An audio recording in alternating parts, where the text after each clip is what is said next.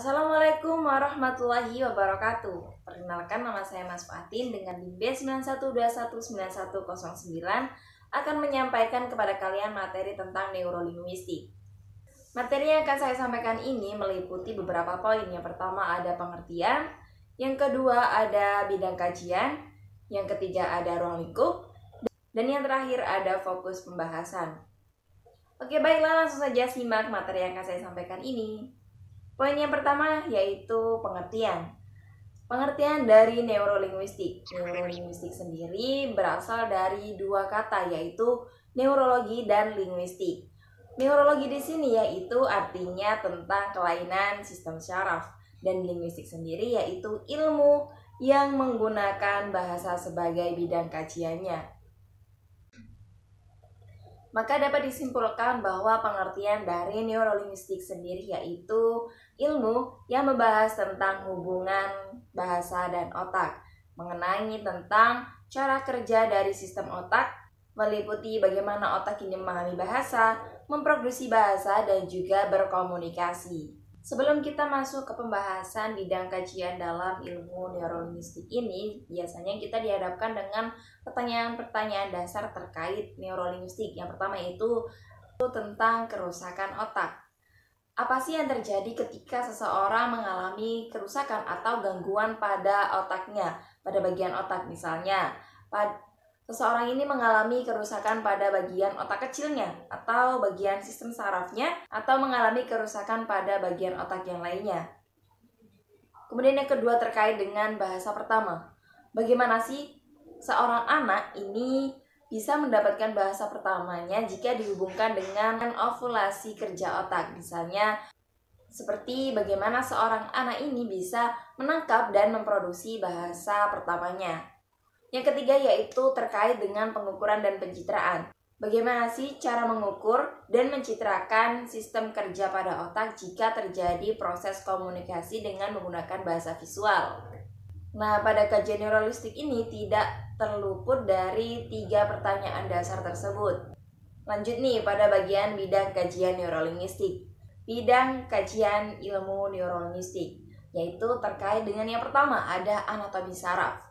Anatomi saraf ini meliputi struktur atau bagian-bagian saraf yang ada di dalam otak yang terkait dengan fungsi kebahasaan. Bidang kajian yang kedua yaitu kerusakan atau gangguan pada otak, yakni meliputi kerusakan pada bagian-bagian otak dan bagaimana pengaruhnya terhadap bahasa penderita.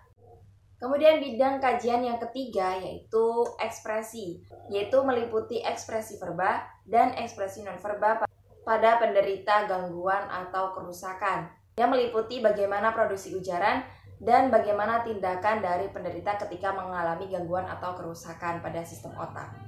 Masuk ke dalam poin yang ketiga yaitu ruang lingkup neurolinguistik.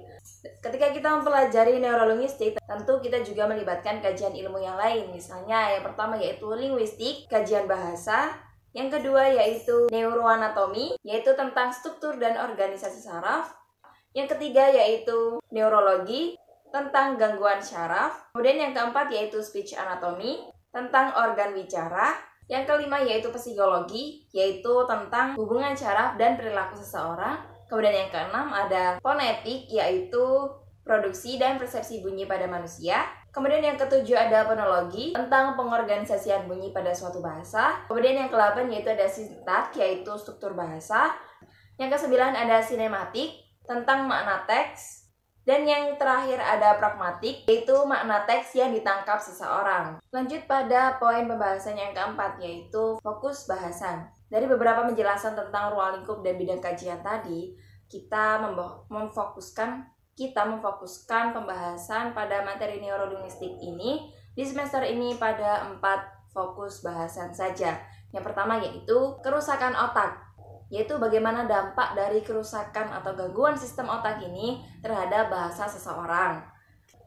Kemudian yang kedua yaitu pembahasan tentang afasia. Afasia ini merupakan salah satu jenis kelainan berbahasa karena gangguan pada otak. Afasia ini meliputi ada banyak afasia, yaitu salah satunya ada afasia Broca, kemudian ada Wernicke, dan lain sebagainya. Kemudian yang ketiga yaitu gangguan bicara, yaitu gangguan ujaran karena kerusakan pada otak. Pada materi itu ada beberapa yang kita bahas, salah satunya yaitu tentang leksikal semantik, pragmatik, kognisi, dan lain sebagainya. Kemudian yang terakhir yaitu gangguan perkembangan bahasa.